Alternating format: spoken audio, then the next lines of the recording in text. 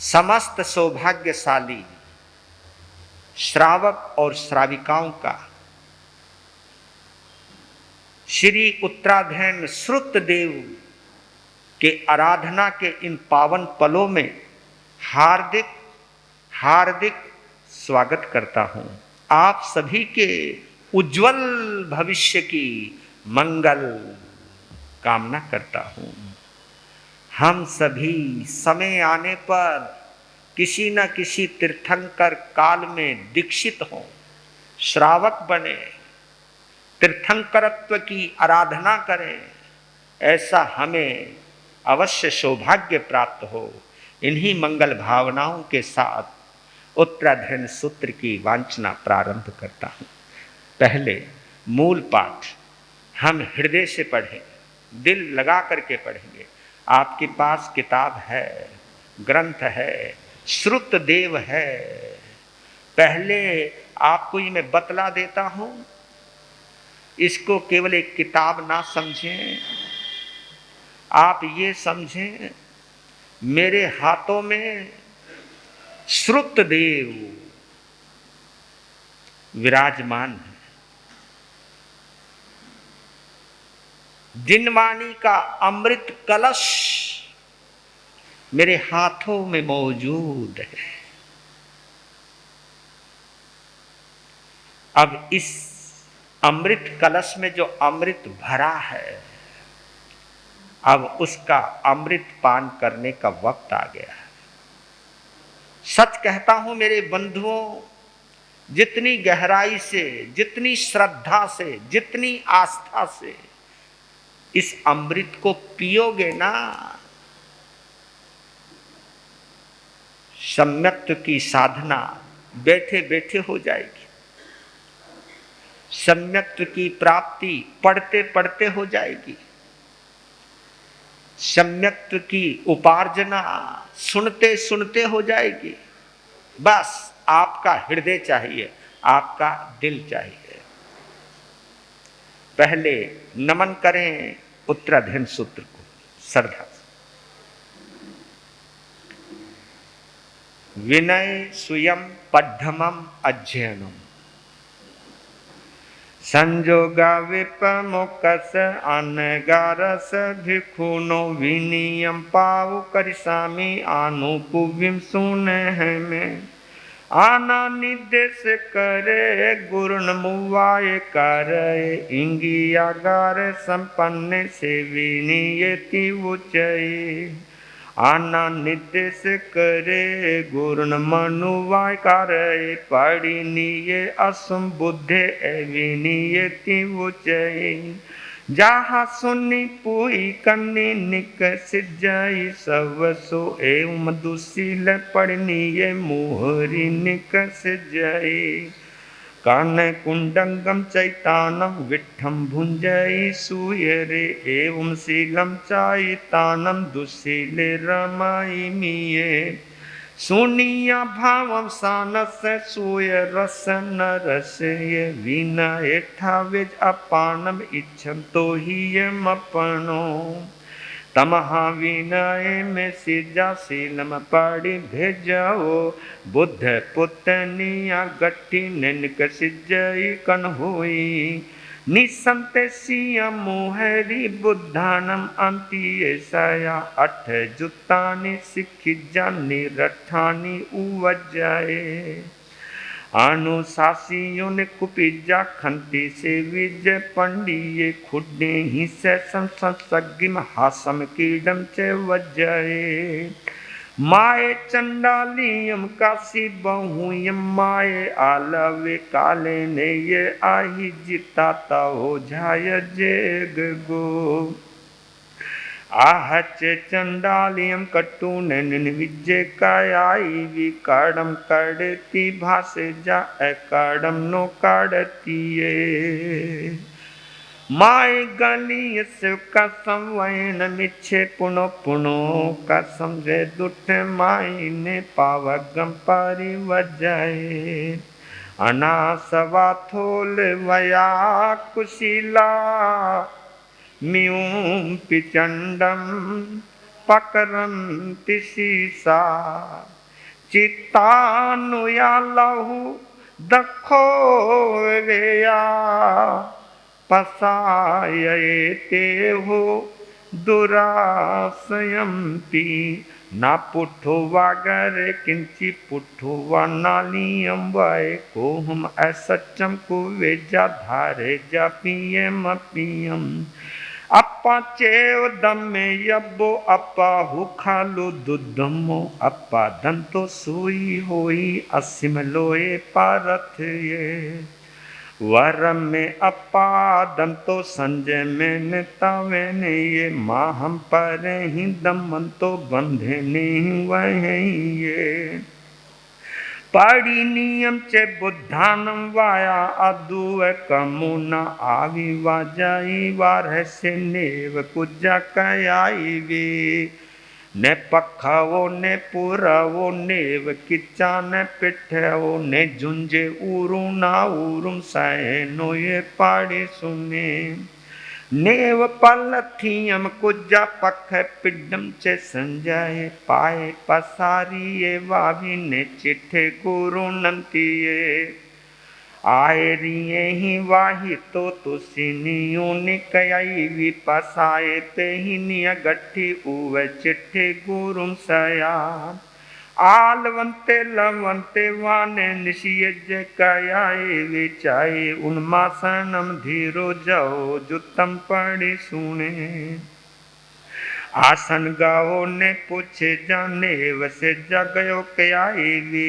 आगम मुकड़ो संतो पूछे जा पंजीली उड़ो एवं विनाय जो तस्य सुतम अथम चेततु भयम पूछे मानस से सस वागरिज जहा सुयम मोसम परिहारे भिक्षु ने ओहारिन वाय भाषा दोषम परिहारे मायम चे वजाए सया ने लवजे पुटो सवज्जम ने निरथम ने ममयम अप नथा परथ वा उभय संतरेण वा समरेसु आगारेसु संधिसु ये महापहे एको एगथियम सद्धिम नेव चिट्ठम ने संलवे जन्मे बुद्धानुशासन्ति सीन फारुसेन वा मम लाभोति पे हाय पाए उत्तम पड़ी सुने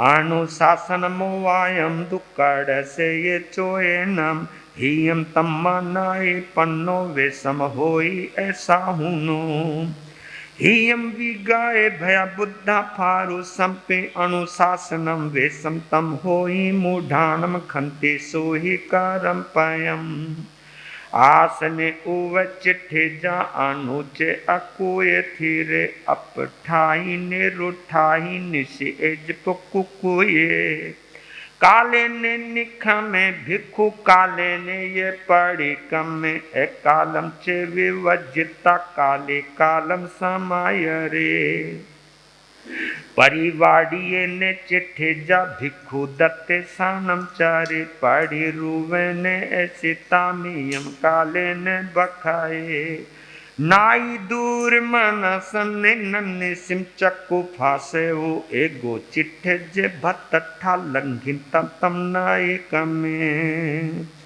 नाई उचे नीवा नासन नाई दूर वो फासुयम पर काडम पिंडम पड़ी गाहे जे संजय अपे पानपियमी पाड़ी छन्नमी सम उड़े समियम संजाए भुंजे जयम अपड़ी साड़ियम सुक दिति सुपकिति सुछिन्नि सुहड़े मड़े सुनिठिये सुलठिति सावजम वजाए मुनि रमाए पंडिये सासम हायम भद्दम चे वाहाय बालम सम्माई सासम तो गली यसम वे वाहाय खडुया में चवड़ा में अकोसाए वाहायम में कला ने मनु सासम तो पाव दिठति मनये पुत्तो में भाई नाय तिसाहु कल्याण मनय पाव दिठ्य उ अपानम सासम दासति मनय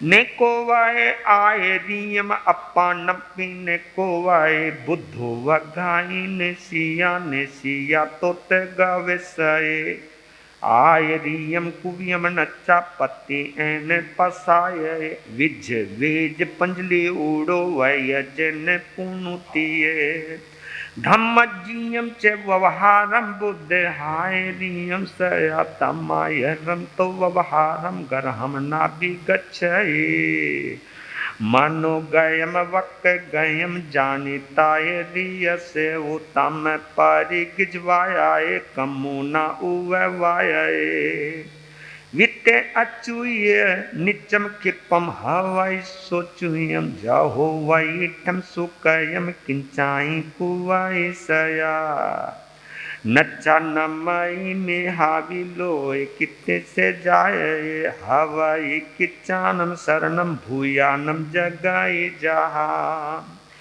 पूजा जस पसीयंति संबुद्धा पोवसंथुया पसन्ना लाभ इसंति विहुलम अठियम सुयम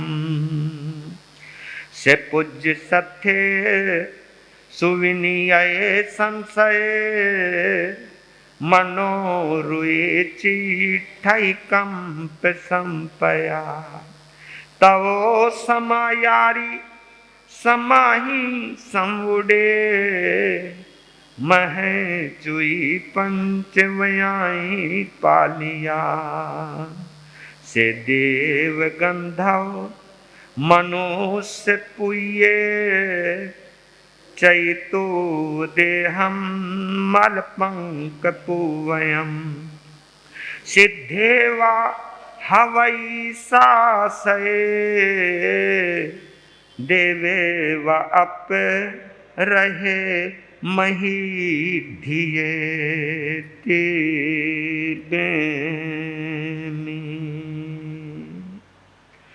आग में तिबिहे पन्नते तंजहा सुतागमे अथागमे तदो भयागमे ए हवा श्रुत ज्ञान के विषय जे कोई अतिचार लगा होए ते में आलो जमवाइधम वच्चामेलियम हिनक्षरम अचक्षरम पयहीनम विनयहीनम जोगहीनम घोषहीनम सुठुदिन्नम दुठो परिछियम ए काले कौ सज्जाओ काले ने कौ सज्जाओ ए सज्जाइए सज्जायम सज्जाइए न सज्जायम तस्मिच्छामि दुक्कडम तस्मिच्छामि दुक्कडम तस्मिच्छामि दुक्कडम। बोलिए श्रुतदेव उत्तराधीन भगवान की, बोलिए श्रुतदेव उत्तराधीन भगवान की।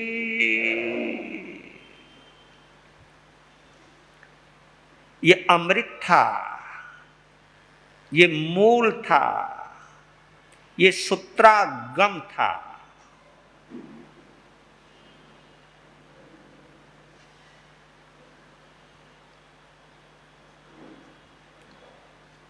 भगवान के भावों को, भगवान के अर्थ को शब्दों में पिरोने का काम गणधरों का होता है। तो जो आपने मूल पाठ पढ़ा, इसके रचयिता गणधर हैं। गणधर ही शब्दों को बांधते हैं। भगवान जो तीर्थंकर होते हैं वो अर्थागम की प्ररूपणा करते हैं। अर्थागम अर्थ भी एक आगम है, अर्थागम, अर्थ जमा आगम, आगम का अर्थ, अर्थ यानी भावार्थ, भावार्थ यानी गूढ़ार्थ, गूढ़ार्थ यानी रहस्यार्थ। और भगवान के अर्थ को उनके सानिध्य में रहने वाले गणधर ही जान पाते हैं।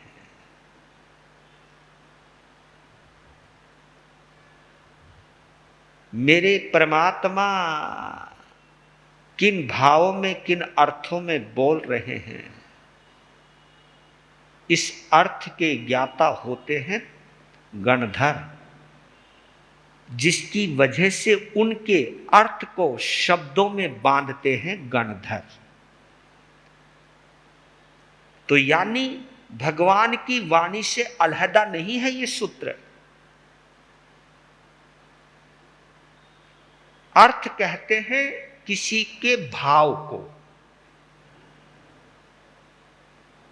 और उस भाव को शब्द देना, ये काम है गणधर का। उन भावों को शब्दों में बांधना, ये काम है गणधर का। तो ऐसे उपकारी गणधर फिलहाल इस वक्त जो आगम उपलब्ध हैं, ये गणधर सुधर्मा स्वामी की देन है। और सुधर्मा स्वामी भगवान महावीर के शिष्य हैं, उनके सानिध्य में दीक्षित हुए, उनके अमृत का पान किया है, और उनके अमृत को पीने के बाद फिर जो शब्द निकले हैं,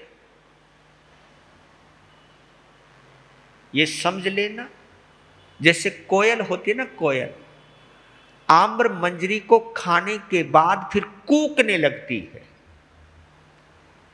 तो आम्र मंजरी जो है कोयल के कूकने का निमित्त बनता है, समझ रहे हो ना।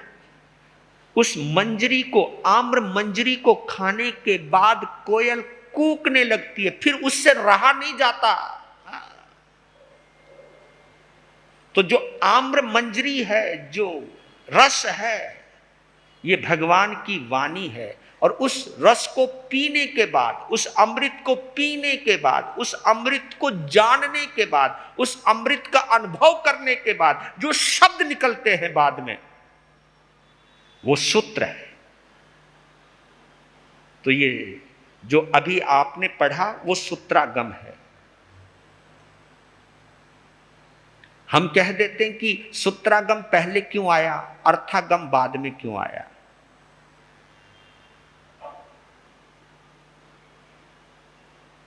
इसका मतलब क्या है? इसका मतलब यह है जो उपलब्ध रहता है भगवान के अर्थ को समझना और फिर उसको सूत्र में बांधना, इसकी वजह से सूत्रागम को पहले महत्व दिया। क्योंकि उन अर्थों को ना समझा होता तो ये सूत्र रूप में ना बंधते, और सूत्र रूप में ना बंधते तो आज ये हमारे समक्ष नहीं होते। इसलिए सूत्रागम को पहले महत्व दिया है। लीजिए, हम उत्तराध्ययन सूत्र की आरती गाएंगे गीत के रूप में, मस्ती में, भक्ति में गाएंगे। ये क्या है, ये क्या है? ये अमृत है, अमृत। और जिन जिन के हाथों में ये है ना, ये समझ लेना आप दुनिया के सबसे ज्यादा भाग्यवान हो। ये समझ के सुनोगे, सब कुछ समझ में आ जाएगा। हां जी, महाराज ने किताब पकड़ाई थी, पकड़ ली, उठवाई थी, उठा ली, पैदल चलाया, चल लिए, थानक में बुलाया, आ गए। ये देखो, मेरी शब्दों को पकड़ रहे हो ना? ऐसे लग रहा है जैसे कोई मजबूरी हो गई हो। लेकिन यही बात आनंद के साथ हो जाए, भक्ति के साथ हो जाए, तो यही आराधना बन जाती है। बस जहां ये हो गया ना शामिल, ये आपका हृदय जहां ये शामिल हो गया, आराधना बन जाती है। और जहां खोपड़ी घुस गई, विराधना हो जाती है। देखो, बस यहां से सोचोगे विराधना और यहां से सोचोगे आराधना। तो हम क्या कर रहे हैं? उत्तराधीन श्रुत देव की आराधना कर रहे हैं। और इस आराधना को करने के लिए इतने सारे लोगों में आपकी पुण्यवाणी ने आपको ही चुना। हाँ? सोचो तो सही, कई लोग तो ऐसे हैं जो यहां होते हुए भी नहीं आए। हाँ? कई ऐसे हैं जो आना तो चाहते थे लेकिन शारीरिक रूप से असमर्थ है, लाचार है, बुढ़ापे की मार से पीड़ित है, शारीरिक रोग से पीड़ित है। वो वहां तड़फ रहे होंगे, लेकिन आप लोग उन लोगों में नहीं हो। आपकी पुण्यवाणी ने आपका साथ दिया कि आपको जिनवानी उठाने का सौभाग्य प्राप्त हुआ। आपके पास कितनी दौलत है ये भी आपको पुण्यवाणी से मिलती है, लेकिन जब जबरदस्त पुण्यवाणी होती है तब जिनवानी मिलती है। ये भाव से वीर प्रभु के अंतिम वाणी, वीर प्रभु के अंतिम, उत्तराधयन को खोलो, जय जिनवाणी बोलो, जय जिनवाणी।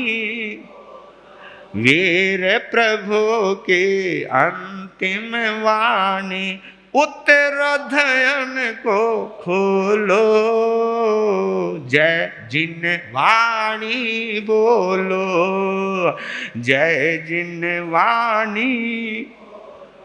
उत्तराधयन में गुंजित होती, उत्तराधयन में गुंजित होते, प्रभु शिक्षा अपना लो, जय जिनवाणी बोलो, जय जिनवाणी बोलो। वीर प्रभु के अंतिम वाणी, उत्तराधयन को खोलो, जय जिन।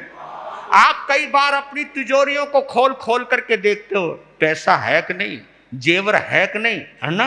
कि और जब देखते हो उन जेवरों को तो खुश होते हो। तो बहुत खोली है तिजोरियों की, तिजोरियों के दरवाजे। अब यह है असली जीवन की तिजोरी, जिस तिजोरी के अंदर भगवान महावीर का अमृत बसा है। वीर प्रभु के अमृत, उत्तराधयन को खोलो, जय जिनवाणी बोलो, जय जिन। मंगलकारी भव भयहारी, जिनवाणी है शरणा, जिसके आराधन से निश्चित ही मिटता जन्म व मरना। पाप कर्म को छोड़ के अब तो, पाप कर्म को छोड़ के अब तो, जिनवाणी के होलो, जय जिनवाणी बोलो, जय जिनवाणी बोलो। वीर प्रभु के अंतिम, उत्तराधयन को खोलो, जय जिनवाणी बोलो, जय जिनवाणी। जिनवाणी का हर अक्षर ही अक्षय आनंद दाता, शब्द शब्द में सत्य सत्य धर्म का संदेशा मिल जाता। हर वाक्यों में वैराग्य की, हर वाक्यों में वैराग्य के गूंज हृदय में ढालो। जय जिनवाणी बोलो, जय जिनवाणी बोलो, वीर प्रभु के अंतिम वाणी उत्तराधयन को खोलो। जय जिनवाणी बोलो, जय जिनवाणी। और क्या है इसमें? छलक रही है हर एक पद में तीर्थंकर की करुणा, जिससे जिन शासन जय पाता आगम सच्चा सरना। हम भी जीवन पावन कर लें, हम भी जीवन पावन कर लें, इधर उधर मत डोलो।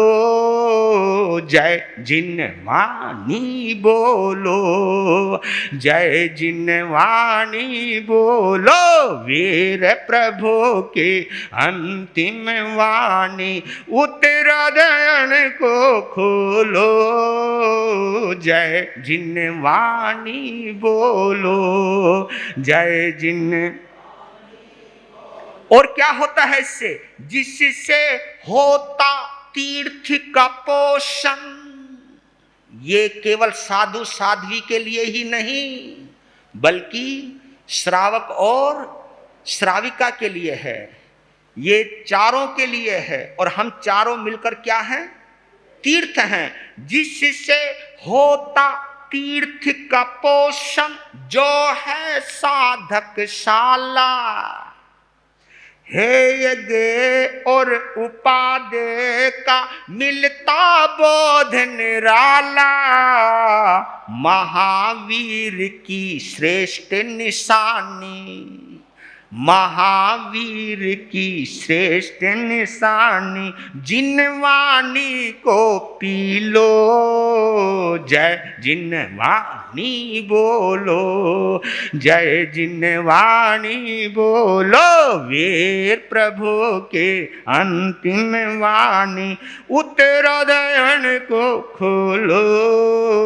जय जिनवाणी बोलो, जय जिनवाणी बोलो, उत्तराधयन में गुंजित होती, उत्तराधयन में गुंजित होती प्रभु शिक्षा अपना लो। जय जिनवाणी बोलो, जय जिनवाणी बोलो, जय जिनवाणी बोलो। बोलो श्रीमद् उत्तराधयन सूत्र भगवान की। ये भगवान सूर्तदेव की रोज आराधना होगी इसी गीत के द्वारा। क्योंकि उत्तराधयन में है क्या, ये चंद पंक्तियों में कवि ने पिरो दिया है। और जिसकी महिमा हमें पता हो, जिसकी गरिमा का हमें ज्ञान हो, फिर उसको सुनने में एकाग्रता आ जाती है, तल्लीनता आ जाती है। और जितनी गहरी तल्लीनता आ जाएगी, उतनी ही मात्रा में सूर्तदेव की आराधना हो जाएगी। ये स्वाध्याय नहीं है, ये क्या है? ये आराधना है। बहुत अंतर है। मैंने एक दिन क्लियर किया था आपको, स्वाध्याय करने से ज्ञान बढ़ता है, ज्ञानावरणीय कर्म की निर्जरा होती है स्वाध्याय करने से। लेकिन सूर्तदेव की आराधना करने से अज्ञान नष्ट होता है। और साथ में एक और चीज आ गई कि अंदर के क्लेश खत्म हो जाते हैं। और क्लेश अगर खत्म हो गए तो कसाय खत्म हो गए, और कसाय अगर खत्म हो गए तो मुक्ति से कनेक्शन जुड़ने की प्रबलतम संभावना निश्चित हो जाती है। तो स्वाध्याय से ज्ञानावर्णीय कर्म का क्षय होता है, लेकिन श्रुत देव की आराधना करने से अज्ञान यानी अहंकार, क्रोध, मान, माया, लोभ ये शांत होते चले जाते हैं, खत्म होते चले जाते हैं। अंदर शांति आती चली जाती है और अंदर की शांति आपके जीवन के परिवर्तन का कारण बन जाती है। और यही परिवर्तन ही तो है जो परिवर्तन आत्मा को परमात्मा बनाता है। यही तो परिवर्तन है, यही तो परिवर्तन है। शैतान को इंसान बनाता है, इंसान को महान बनाता है, महान को भगवान बनाता है। दर दर दर दर सुधरता चला जाता है। ये जो पॉजिटिव चेंज आता है ये श्रुत देव की आराधना से आता है। इसलिए मेरे बंधुओं, स्वाध्याय पर कम फोकस करो, आराधना पर करो। आराधना का मतलब है इतना डूब के पढ़ो, इतना डूब के पढ़ो, जो पढ़ा है उसे जीवन में उतारना शुरू कर दो, जो पढ़ा है उससे जुड़ना शुरू कर दो। और जुड़ जाओगे जब दिल से पढ़ोगे। ज्ञान बढ़ाने के लिए पढ़ोगे तो गड़बड़ हो भी सकती है, लेकिन अपने आप को संभालने के लिए पढ़ोगे, संवारने के लिए पढ़ोगे, साधना हो जाएगी। इसलिए श्रुत देव आराधना अलग है और स्वाध्याय अलग है। तो इसका नाम हमने क्या रखा है? श्री उत्तराधयन श्रुत देव आराधना। मैं स्वाध्याय नहीं करवा रहा हूं आपसे, मैं आराधना करवा रहा हूं। मैं आपको भगवान की वाणी से जोड़ रहा हूं और ये जुड़ाव जितना गहरा हो जाएगा परिवर्तन हो जाए। आपके घर में स्वर्ग आ जाएगा, वो स्वर्ग मिले ना मिले। और मैं दूसरी बात और कहता हूं आप लोगों को, उसकी तो बात ही छोड़ दो, वो तो मरने के बाद मिलेगा ना। मैं आपको एक और बड़ी बात कहता हूं, जीते जी अपने घर को स्वर्ग बना लो, निश्चित रूप से स्वर्ग मिलेगा। फिर तुम्हें स्वर्ग में जाने की या स्वर्ग में पाने की कोई विशेष साधना करने की जरूरत नहीं। अपने घर को ही स्वर्ग बनाओ ना, क्योंकि घर का स्वर्ग कब बनेगा?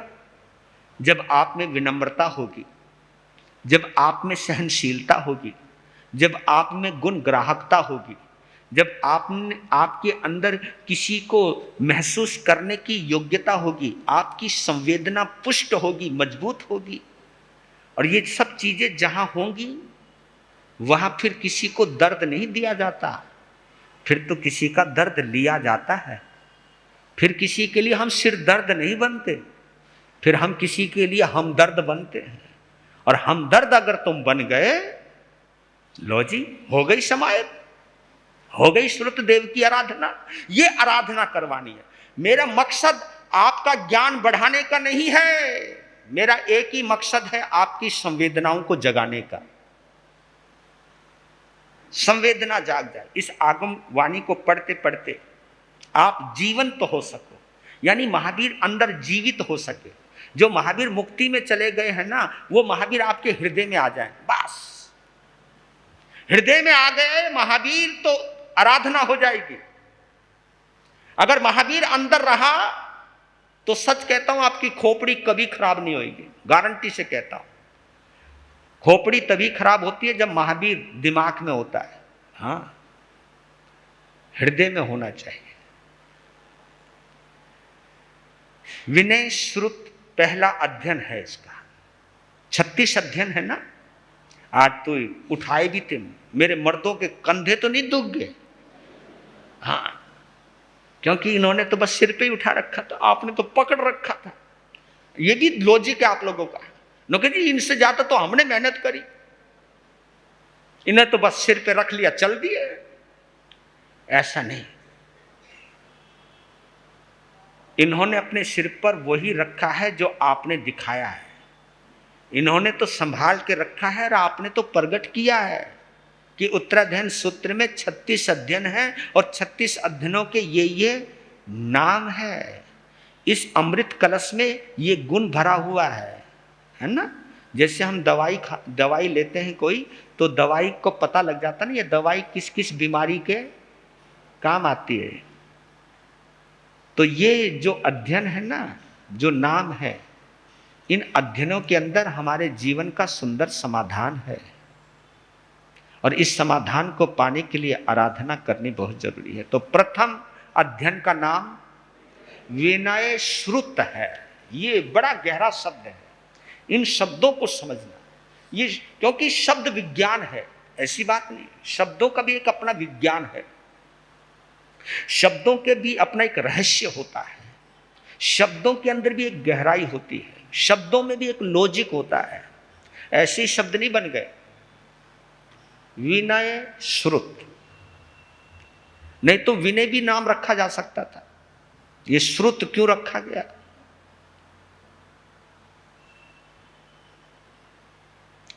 श्रुत का मतलब इसलिए है, विनय शब्द बोलने के लिए होता है और श्रुत शब्द सुनने के लिए होता है।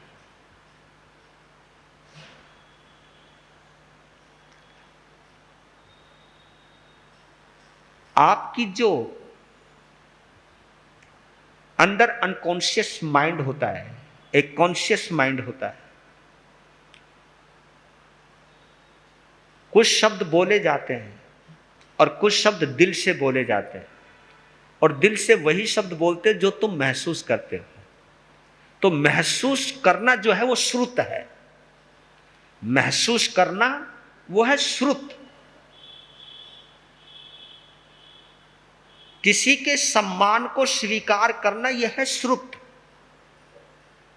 क्योंकि किसी का सम्मान जब हम स्वीकार कर लेते हैं कि हाँ ये सम्माननीय है, ये अनुमोदनीय है, ये आदरणीय है, ये पूजनीय है, जब हम इस बात को स्वीकार कर लेते हैं, अंदर की आवाज जब सुन लेते हैं कि नहीं ये पूजनीय है, तो फिर हम पूजा शुरू करते हैं। तो विनय शब्द केवल बोलने के लिए नहीं है, विनय शब्द अंदर से सुनने के लिए है। और जब तुम अंदर से सुनना शुरू कर दोगे ना, तो फिर आपके विनय भाव में कोई बनावटीपन नहीं होगा, कोई दिखावा नहीं होगा। दिखावा तो आज भी होता है।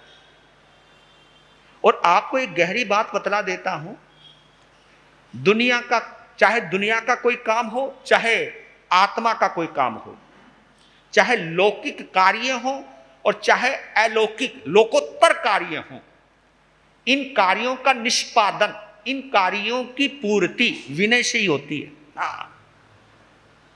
आप कहोगे महाराज कैसे? लौकिक विनय, संसारिक विनय जिसको कहते हैं, यानी अगर आपको पैसा भी कमाना है ना, तो इसके लिए भी झुकना पड़ता है। झगड़ालू हो, अकड़ालू हो, अकड़ हो जिसमें, वो पैसा कमाएगा क्या? दुकानदारी करने वालों को या ऑफिस में नौकरी करने वालों को पता होता है कि बॉस की इज्जत करनी पड़ती है, बॉस का दिल जीतना पड़ता है, और जो बॉस के करीब तक होता है वही प्रसन्न होता है, तभी उसका प्रमोशन होता है।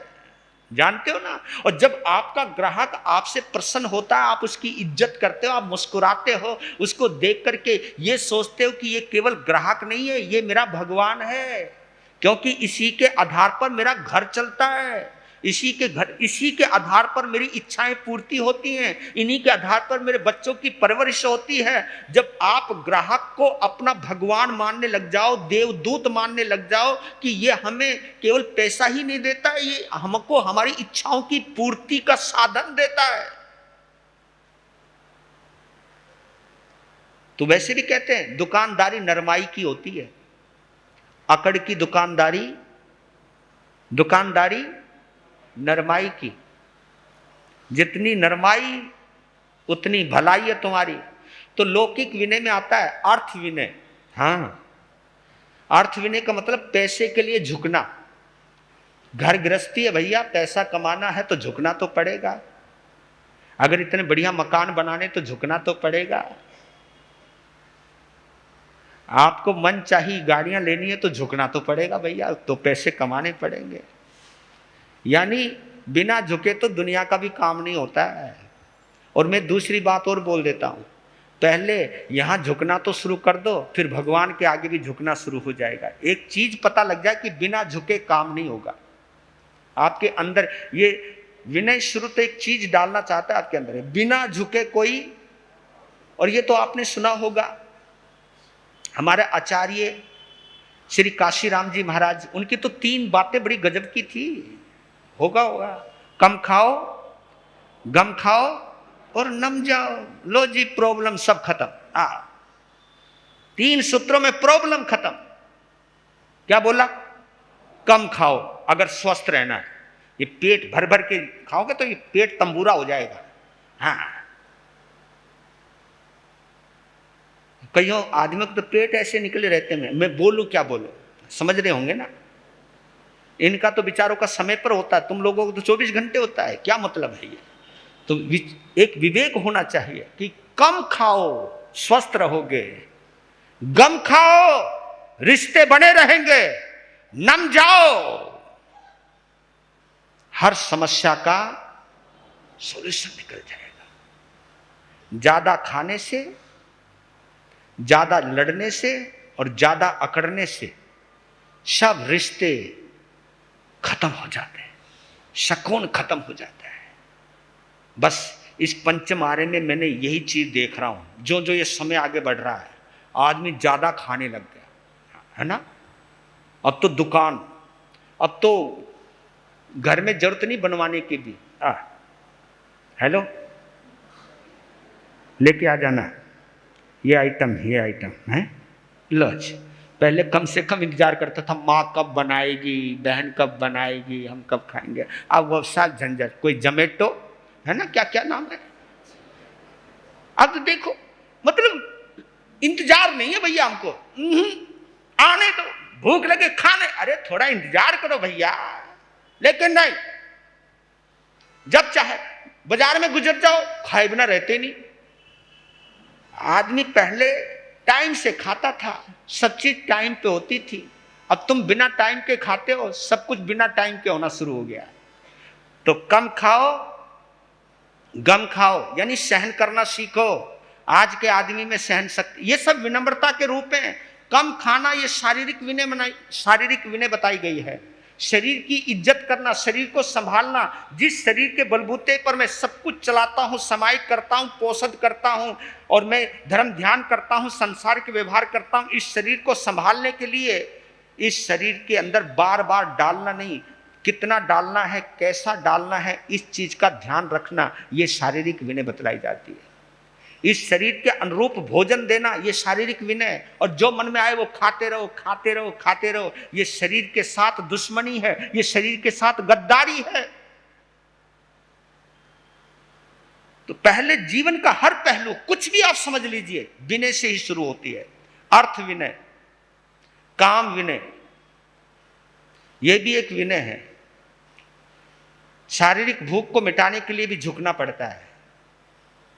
इसके अलावा भय विनय, अगर कोई सामने मुसीबत आ गई, कोई गुंडा आ गया हो, अरे कोई इनकम टैक्स वाला आ गया हो, तो उस समय देखा करो तुम किस तरह विनय करते हो उसकी। ए बाबू माने ना, माने नहीं यार, तू ये ले ले, तू ये ले ले, मानना तू, मतलब कमाल। भय विनय, अरे कोई मारने आ जाए तुम्हारे को और तान ले, मुझे जीवन दे दो प्लीज, मान जाओ। मतलब आदमी भय में भी झुकता है। और आपके झुकने में जितनी नम्रता होगी, क्या पता मारने वाले के दिल में। और मारने वाला आ गया, नुके तू होता कौन है, नुके मैं बताऊं क्या होता हूं। यानी रास्ता निकलता है झुकने से, अकड़ने से नहीं निकलता है। तो अर्थ विनय, काम विनय, भय विनय, लोकोपचार विनय। हाँ, ये लोकोपचार, लोक व्यवहार जिसको कहते हैं, रिश्तों को निभाना है तो झुकना पड़ता है। दामाद आ गया तो उसकी इज्जत करनी, आओ जी मेरे जमाई राजा बैठो। हाँ, उसकी जितनी इज्जत करोगे लड़की तुम्हारी उतनी सुखी रहने वाली है।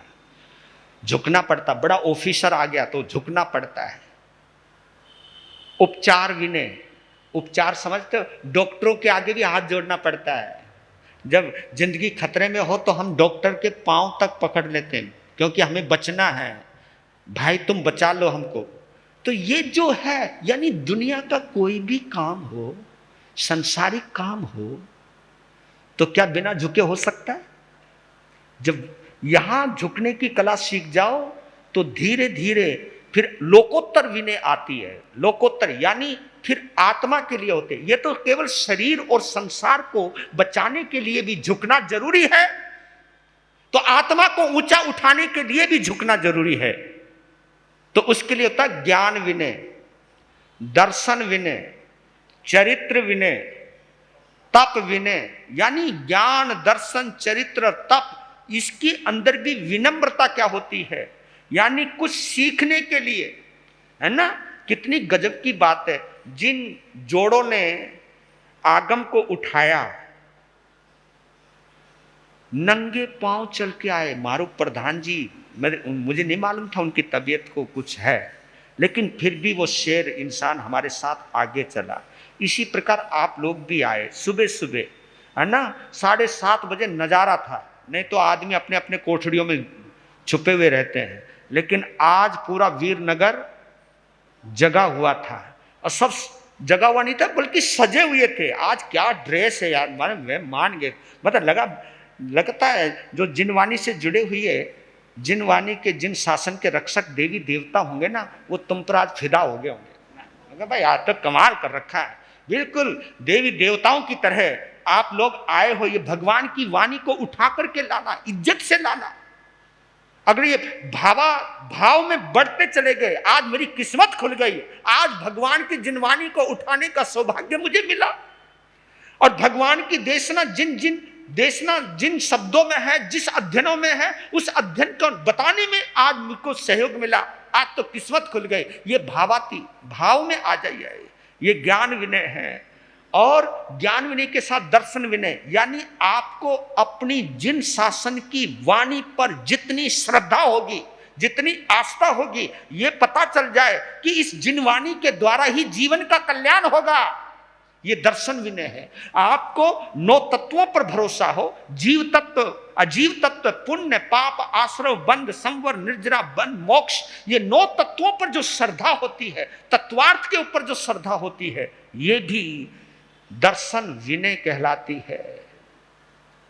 और जो सीखा है, हाँ, जो सीखा है, उस सीख के अनुसार अपने जीवन को तुम बदलने का जो प्रयास करते हो, अपने आचरण को बदलने का जो प्रयास करते हो, जो सीखा है उसको आचरण में ढालने का अभ्यास करते हो, ये चरित्र विनय है।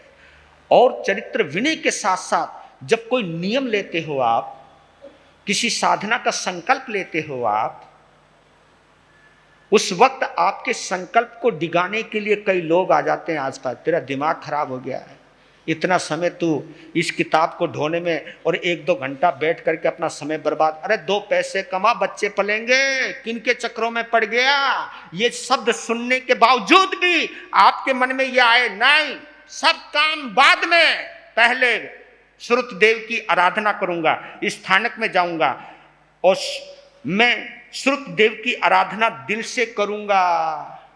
यानी किसी भी बहकावे में नहीं आना, अपने आप को संकल्पित रखना, ये तप विनय कहलाती है। ये विनय है, इससे आत्मा का उत्कर्ष होता है। आत्मा में एक हर्षातिरेक आता है, एक परम आनंद की अनुभूति होती है। और दूसरी बात और कहना चाहता हूं कि भगवान महावीर के रास्ते में अगर कोई तकलीफ भी आई तो मुझे वो तकलीफ मालूम नहीं देती है। मैं एक गहरी बात कहता हूं कि तुमने दुनिया के लिए क्या नहीं दुख भोगे, दुनिया के लिए क्या दुख नहीं भोगे आपने। कभी हिसाब लगाया कि मैंने महावीर के लिए क्या दुख भोगा। जिन दुखों को सहन करने से अगर मुझे महावीर मिलते हो तो मुझे वो दुख भी कबूल है, वो दुख भी मेरे लिए सुख रूप है। ये भाव आपके अंदर आ जाए तो ये तप विनय कहलाती है। इस विनय से आप सम्यक की उपार्जना करते। लीजिए कुछ सूत्र हैं, मैं बोल देता हूं। उसी गीत में, जिस गीत में आपने, मैं अब पहले अध्ययन का थोड़ा सा सार गा करके बोल रहा हूं। तैयार? बोलोगे? हाँ जी। मैं कब तो बोलेंगे, कल कल से देखेंगे। आज तो कई लोग तो ऐसे भी आए ना कि यार देखे तो सही क्या होएगा आज। हाँ हाँ, कई तो इस चक्कर में आ गए आज, और पता नहीं उनके अनुकूल हुआ या नहीं, ये मुझे पता नहीं। लेकिन ये जरूर कहता हूं कि जिंदगी के अनमोल पल हैं। दुनिया का काम तो हर बार करते आए हो, ये काम भगवान का है, इस काम को भी कर लो, इस विश्वास से कर लो कि दुनिया की जो चीजें मिलनी होगी मेरे नसीब में होगी तो मिल ही जाएंगी, लेकिन ये अवसर मुझे बार बार नहीं मिलेगा। वीर प्रभु के अंतिम वाणी सुन लो और सुना लो, जीवन धन्य बना लो, जीवन धन्य बना लो। वीर प्रभु के अंतिम वाणी सुन लो और सुना लो, जीवन धन्य बना लो, जीवन धन्य बना लो। उत्तराधयन में गुंजित होते प्रभु शिक्षा अपना लो, जीवन धन्य बना लो, जीवन। आगम क्या बोल रहे हैं? गुरु सेवार्थी साधक का नहीं होता निष्कासन, पाता है वह शील गुणों को करते सब अभिनंदन। आगम वचन अर्थ से सीखें, आगम वचन अर्थ से सीखें, सारी हीन को टालो, जीवन धन बोलो, जीवन धन्य बना लो। वीर प्रभु की अंतिम सुन लो सुना लो, जीवन। जो गुरु की सेवा करता है वो भी एक साधक होता है। जो गुरु के वचनों से बंधा हुआ रहता है, ये बोल दिया, उसका कभी निष्कासन नहीं होता, उसको कभी सस्पेंड नहीं किया जाता, उसको कभी हटाया नहीं जाता। जो गुरु की सेवा में जुड़ा हुआ रहता है, यानी गुरु के वचनों से बंधा हुआ रहता है, उसका कभी अपमान नहीं होता। क्योंकि जो गुरु के वचन से नहीं बंधेगा, उसके जीवन में बुराइयां आ सकती हैं। वो व्यसनी बन सकता है, शराबी बन सकता है, जुआरी बन सकता है, मांसाहारी बन सकता है, दुराचारी हो सकता है। और जो गुरुओं से जुड़ा हुआ है वो इन बीमारियों से दूर होता है, वो सदाचारी होता है, उसकी घर में भी इज्जत होती है और उसकी समाज में भी इज्जत होती है। लेकिन जो दुराचारी होता है, दुराचारी कौन होता है? जो जिनवानी, जिनेंद्र देव और गुरुओं से दूर रहता है, उसी में ही खामियां, उसी में ही कमियां आ सकती है। और अगर आपके जीवन में बुराई आ गई ना, तो आपके घर वाले ही आपको निकाल देंगे, आपके घर वाले ही आपकी इज्जत नहीं करेंगे। इसलिए कहते हैं कि आगमों के अंदर विश्वास रखो, शास्त्रों में विश्वास रखो। जो सार पूर्ण है उसे ग्रहण कर लो, जो निस्सार है, जो दुनिया के जिनकी वजह से जिंदगी बर्बाद होती है, वो सब सारहीन है, उनको छोड़ दो। वीर प्रभु की अंतिम वाणी सुन लो और सुना लो, जीवन जीवन। और भी देखिए क्या बोलते हैं, अनुशासित वचनों को सुनकर कभी क्रोध नहीं करता, क्षुद्र जनों की करे न संगत, हास्य खेल सब तजता, विनय युक्त संयम साधक बन, विनय युक्त संयम साधक बन, अनुशासन को पालो, जीवन धन्य बना लो, जीवन धन्य बना लो, वीर प्रभु की अंतिम वाणी सुन लो और सुना लो, जीवन धन्य बना। जो अनुशासित यानी जिसके अनुशासन में हम रहते हैं, यानी जिनको अपना जीवन का सर्वस्व सौंप दिया कि जो तुम कहोगे हम वैसे ही चलेंगे, ये समर्पण है। और ये समर्पण विनय से आता है। किसी को अपनी जिंदगी की बागडोर समझ जाना। और वो गीत पंजाबी में बहुत आता है ना, कौन सा गीत है? सतगुरु मैं तेरी आय हाय है, सतगुरु मैं तेरी पतंग हाँ उड़दी जावांगी, है कुछ ऐसा काम ना करियो जिससे वो कट जावे। और याद रख लेना, पतंग का कुछ नहीं होता जब तक वो पतंग डोर से बंधी हो, और डोर किसी के बस डोर जब कट गई उस पतंग का कोई भरोसा नहीं। ये जुड़े रहना, अनुशासित वचनों को सुनकर कभी क्रोध नहीं करना। अगर मैं किसी को अपने संरक्षण में रह रहा हूं, मैं उसकी किसी का जीवन का निर्माण करने में जुटा हूं, किसी में कुछ खामियां हैं, कुछ कमियां हैं, उनको निकालने में अगर लगा हूं, तो कहीं ना कहीं चोट तो लगेगी, है ना। एक बड़ा सारा पत्थर ऐसे ही तो मूर्ति नहीं बनता। पत्थर को भी मूर्ति बनने के लिए हथौड़े और छेनी की मार सहनी पड़ती है। हाँ, तभी वो मंदिर में शोभा प्राप्त करता है। और बताओ, उस हथौड़ी और छेनी की चोट खाते खाते जो पत्थर टूट जाता है, वो कभी मूर्ति नहीं बन पाता। और जो मूर्ति नहीं बन पाता, वो कभी पूजा नहीं पाता। इसलिए कई लोग कहते हैं कि प्रतिमा को महाराज, प्रतिमा में क्या है? अरे प्रतिमा में तो बहुत कुछ है। आपने कहा कैसे दिया कि प्रतिमा में कुछ नहीं है? प्रतिमा के अंदर एक पोलाइटनेस है, उस पत्थर की एक खासियत है। वो पत्थर इतना कोमल है, इतना सजीला है कि वो पत्थर हथौड़ी और छेनी की चोट खाकर के टूटा नहीं, इसलिए आज वो पूजनीय है। वही मूर्ति हमें भी एक प्रेरणा देती है कि जब तू अगर अनुशासित के वचनों को सुनकर अगर टूट गया, और टूट गया अगर उनसे छूट गया, उनसे हट गया, दूर हो गया, तो फिर तुझे सिंहासन पर नहीं बैठाएंगे, तुझे फरस में लगाएंगे। लगाएंगे तो उनको भी कभी फरस में लगाएंगे, कभी लैट्रिन बाथरूम में लगाएंगे। तुम्हारे ऊपर से लोग जाया करेंगे। देखो, नीचे भी पत्थर है, ऊपर भी पत्थर है, पत्थर पत्थर में अंतर है। जो जल्दी टूट जाता है वो जमीन में जड़ा जाता है, और जो टूटता नहीं है वो पूजा जाता है। बस यही समझ लेना। तो गुरु के वचनों को सुनने के बाद, गुरु के वचनों को कोई बुरा मानता हो, वो जीवन में कभी शिष्य हो, श्रावक हो, श्राविका हो, कोई भी हो, बच्चा हो, वो कभी आगे नहीं बढ़ सकता।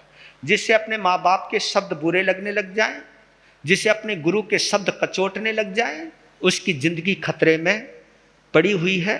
और जो ये मान के चलता है कि मेरे गुरु, मेरे माँ बाप मेरे हित में ही बोल रहे हैं, और जो इतना प्रेम से और सम्मान से स्वीकार करता है, उसका जीवन ऊंचा होता, उसका कभी निष्कासन नहीं होता है। वीर प्रभु के अंतिम वाणी सुन लो, सुना लो, जीवन जीवन धन्य। एक और रूप बताया है, सावज्यम ना निश्चयकारी, कभी न भाषा बोलो, स्वपर हित भी व्यर्थ न बोले, मर्म कभी ना खोलो, तज करके माया को सारी, तज करके माया को सारी। रिजुता मन में बसा लो, जीवन धन्य बना लो, जीवन धन्य बना लो, वीर प्रभु की अंतिम वाणी सुन लो, सुना लो जीवन। और जीवन में एक वादा करो अपने जीवन से, महावीर की ये श्रुत देव की आराधना कर रहे हो तो कुछ जीवन में ऐसा याद रखो कि जीवन में मैंने सावध्यकारी भाषा नहीं बोलनी।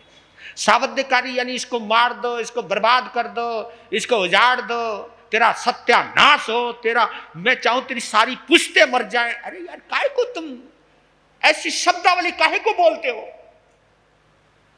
तेरा खानदानी गंदो है रे। घर के अंदर ये ताना कशियां चलती है, ये जलील करने की आदत की जाती है, सब सावध्यकारी भाषा है भैया। घर में जो जलील किया जाता है, किसी की इज्जत उतारी जाती है, गंदे शब्दों का प्रयोग किया जाता है। और मैंने एक दिन बोला था, सामने वाले की इज्जत उतारकर तुम बहुत छोटा काम कर रहे हो। मालूम क्या कर रहे हो? कि तुम अपनी ही इज्जत सामने वाले की नजरों से, ये तो मान गए ना। अगर मैं चाहे संत क्यों ना हो, आपका आदरणीय क्यों ना हो, लेकिन मैं ही आपको अगर जलील करने लग जाऊंगा तो आपकी नजरों से भी मेरी इज्जत सबसे पहले कम होने वाली है। तो मन में एक विश्वास रखना, जलील करने वाला कभी सम्मान नहीं पाता, बदनाम करने वाला कभी सम्मान नहीं पाता, अपमान करने वाला कभी सावध्यकारी भाषा नहीं बोले। और निश्चयकारी भाषा नहीं बोलना, जिंदगी के अंदर ये रख लेना। ये मैं नहीं बोल रहा हूं, ये विनय श्रुत बोल रहा है। निश्चय है, ये मैं काम कर दूंगा, टेंशन मत लो, मैं कर दूंगा ना, बोल रहा हूं। और ये नहीं पता कल क्या होने वाला, कल तो क्या अभी क्या होने वाला। काहे को निश्चयकारी भाषा बोलना? निश्चयकारी भाषा नहीं बोलना, सावध्यकारी भाषा नहीं बोलना। और यहां पर भी कहा है कि चाहे किसी की अपने भले के लिए हो, चाहे सामने के भले के लिए हो, उसमें भी ज्यादा नहीं बोलना। हाँ, कभी कभी तुम जोश में आ जाते हो, हाँ न कि तुम कहो तो हम चांद तोड़ के ला दें। आय हाय, 2 बिलान तो कूदा नहीं जाता, चांद तोड़ के लाएगो। मैं अरे वो बोलो, व्यर्थ की क्यों, बिना मतलब की अड़ंग मारना, गड़ंग मारना। मैं तेरे लिए ये कर दूंगा, तेरे लिए वो कर दूंगा। बोलते तो बहुत देते हो और करते तो कहते व्यर्थ नहीं बोलना। जो बोला है उतना करो। ये भाषा का विनय, ये वचन विनय कहलाती है। जो बोला है उसे पूरा करो, और जो पूरा नहीं कर सकते उसे बोलो मत, बस सिंपल बात। और बोला था मैंने, जब बहुत किसी पे प्यार आ रहा हो ना, तो वादा नहीं करना, क्योंकि तुम प्यार में बहुत जबरदस्त वादे कर देते हो।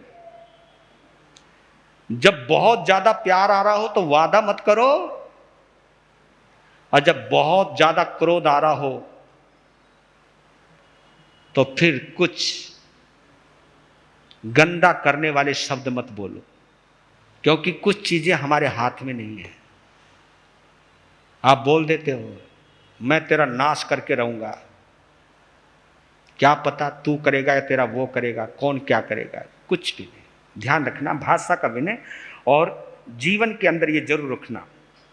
आगे बोला है, शुद्धाचार का पालक साधक, समय हो रहा है।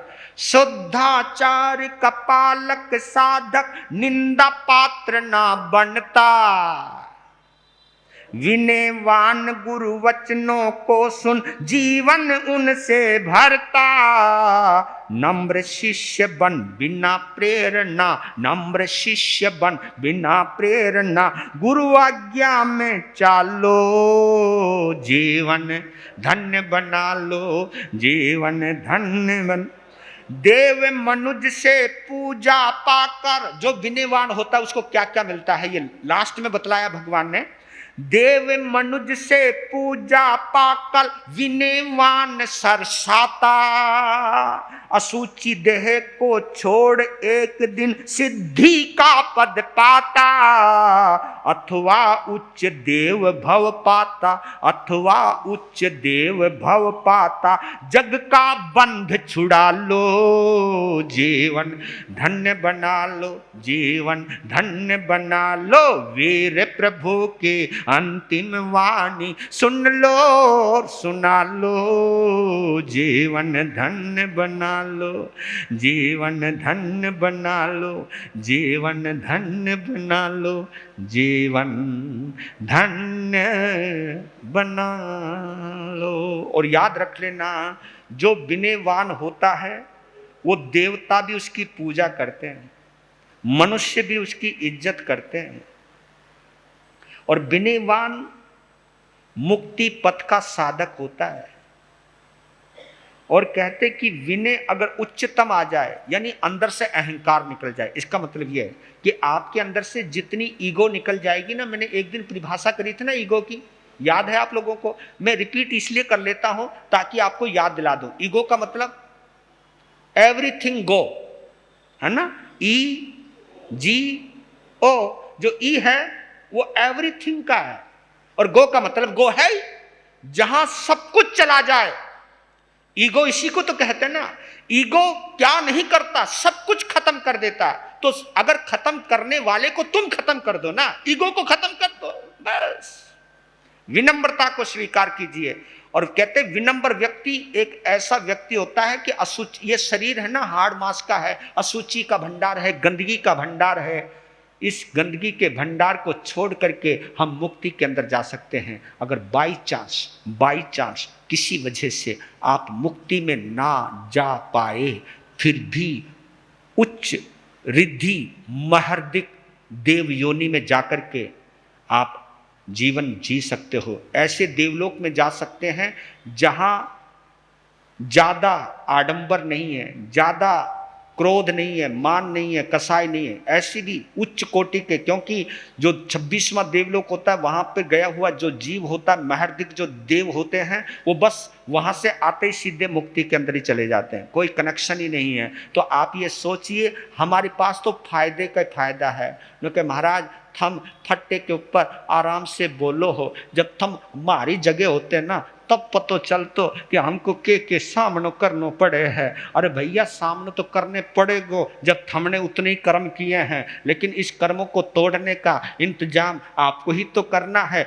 और ये भगवान महावीर की वाणी यही एक सूत्र और समाधान देती है कि जीवन में कुछ समस्याएं ऐसी होती हैं जिनका समाधान आप कर सकते हो, लेकिन अंदर के जो क्रोध मान माया लोभ हैं, जिनके वशीभूत होकर के तुम्हें ये पता चल जाए ये गलत हो रहा है, उस गलत को भी स्वीकार नहीं करते हो। पहले गलत को स्वीकार करना सीखिए, फिर आपके जीवन से गलत निकलता चला जाएगा। और जीवन के अंदर से अगर गलत निकलता चला गया तो फिर विनय श्रुत आपके जीवन का अंग संग बन जाएगा, जीवन का कल्याण हो जाएगा। वीर नाम के हीरे मोती, गुरु नाम के हीरे मोती, मैं बिखराऊं गले गले।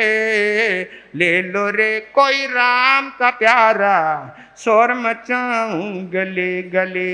हो ले लो रे कोई गुरु का प्यारा, शोर मचाऊं। दौलत के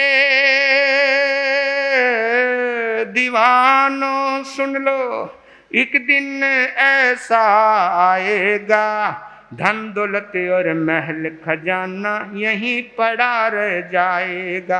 हो धन दौलत और महल खजाना यहीं पड़ा रह जाएगा। सुंदर काया मिट्टी बनेगी, सुंदर काया मिट्टी बनेगी, चर्चा होगी गले गले।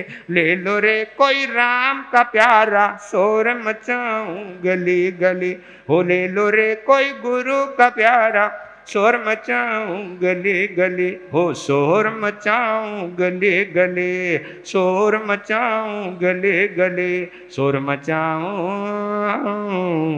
गली गली।